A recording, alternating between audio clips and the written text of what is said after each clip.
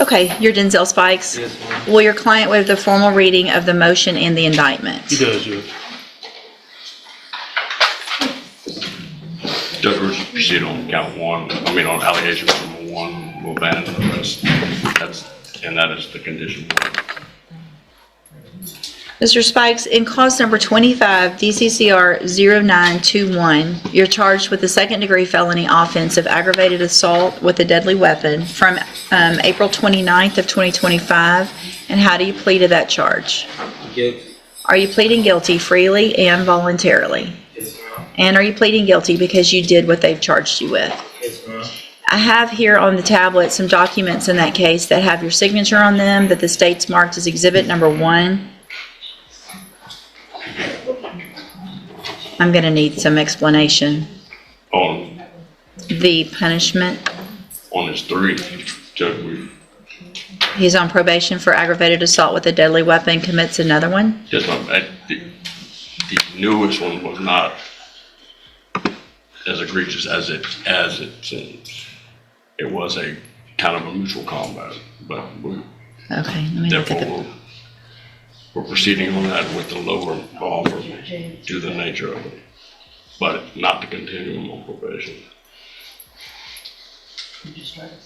all right, so I have, again, some paperwork here that has your signature on it. Did you go over that with Mr. Lewis? Yes, ma'am. Do you fully understand it? Yes, ma'am. And do you understand, if I follow the agreement that you've reached with the district attorney, that you'll be waiving or giving up any right to appeal? Yes, ma'am. Do you also understand, if you're not a U.S. citizen, that a plea of guilty or no contest may result in your deportation, exclusion from admission to the country, or denial of naturalization under federal law? Yes, ma'am. Look at one more thing before I'm printing something.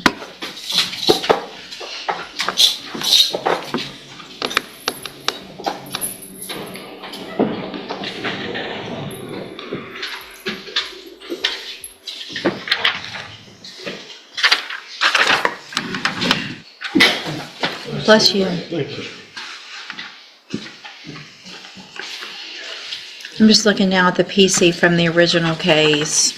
I'm looking at the PC from the new case. I'm also going to take a look real quick at the PSI. I'm just not feeling real comfortable with that low. I understand in the new case, potentially some issues if there was some mutual combat, but the underlying offense and the fact that we're resorting to the same thing and grabbing things and beating people with them is concerning.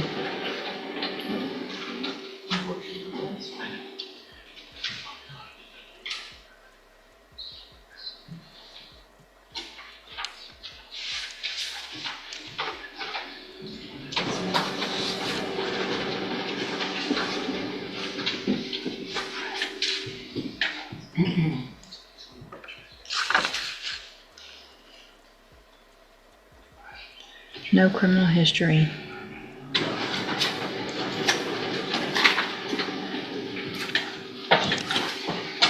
All right, state tenders number 1 in 25 DCCR 0921. No objection, Judge. It's admitted. Any evidence Mr. Spikes is not competent? No, Judge. All right, sir. In cause number 25 DCCR 0921, I'm going to find that you entered your plea of guilty freely and voluntarily. Find that you're mentally competent and you understand the nature and the consequences of that plea. Find sufficient evidence to find you guilty, and at this time find you guilty of aggravated assault with a deadly weapon.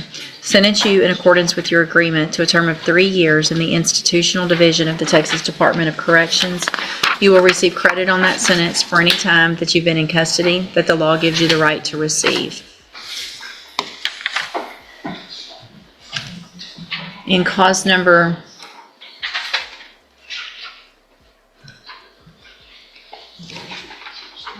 24 DCCR 1642. I have a motion to revoke your unadjudicated probation. Shows that you were placed on probation December 18th of 2024 for the second-degree felony offense of aggravated assault with a deadly weapon, and that was a 10-year deferred probation. Is that correct? Yes, ma'am. It alleges, in the state's elected to proceed on count 1 only. It alleges that you committed the new offense of aggravated assault that we just, with a deadly weapon, the one that we just went through, April 29th of 2025. And is that true or not true? True. Did you enter your plea of true to count 1 freely and voluntarily? And did you plead true to that count because it's actually true? I have here on the tablet also some paperwork in that case that has your signature on it. Before you signed it, did you go over it with Mr. Lewis? Yes. Do you fully understand it? Yes, ma'am. And do you understand, again, if I follow the agreement that you've made with the district attorney, that you'll be waiving or giving up any right to appeal? State tenders number 1. Objection. It's admitted. Mr. Spikes, I'm going to find that you entered your plea of true to count 1 freely and voluntarily. Find that count true. Find sufficient evidence to find you guilty, and at this time find you guilty of aggravated assault with a deadly weapon. Sentence you in accordance with your agreement to a term of 3 years in the institutional division of the Texas Department of Corrections. You will receive credit on that sentence for any time that you've been in custody that the law gives you the right to receive. I am making an affirmative finding of a deadly weapon in each of these cases.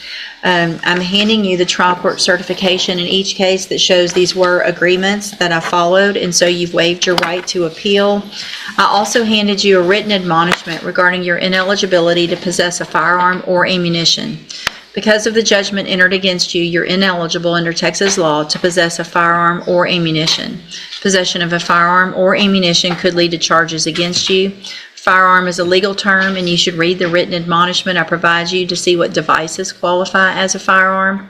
If you have questions about the laws that make you ineligible to possess a firearm or ammunition, or about how long that lasts, you can talk with Mr. Lewis. Good luck to you, sir. You can go back with the bailiff. Thank you, ma'am, for being here. Thank you. Right out of the gate, a guilty plea no hesitation no pushback that tells us this case is likely about damage control, not fighting the charge. When a defendant pleads guilty this quickly, it's usually because the evidence is overwhelming or the deal on the table is the best they're going to get. Hey, race the real problem. He's already on probation for the same exact crime. Judges take repeat violent offenses very seriously, especially when a deadly weapon is involved. Even calling it mutual combat doesn't erase the fact that someone got hurt. This silence, it's not nothing. When a judge pauses like this, they're weighing whether the deal is too lenient. These are the moments defendants underestimate because the judge is not required to accept any plea agreement. And there it is, the judge says the quiet part out loud. This pattern of violence is concerning grabbing objects, using them as weapons, repeating the same behavior. That's exactly what judges look at when deciding whether probation has failed. 3 years in the Texas Department of Corrections may sound straightforward, but hey, race the kicker, this conviction is now setting off a domino effect because once probation gets revoked, the consequences stack fast. This final warning is huge. An affirmative deadly weapon finding permanently changes someone's legal status. No firearms, no ammunition, and violating that can land him right back in prison. This isn't just punishment, it's a lifelong restriction.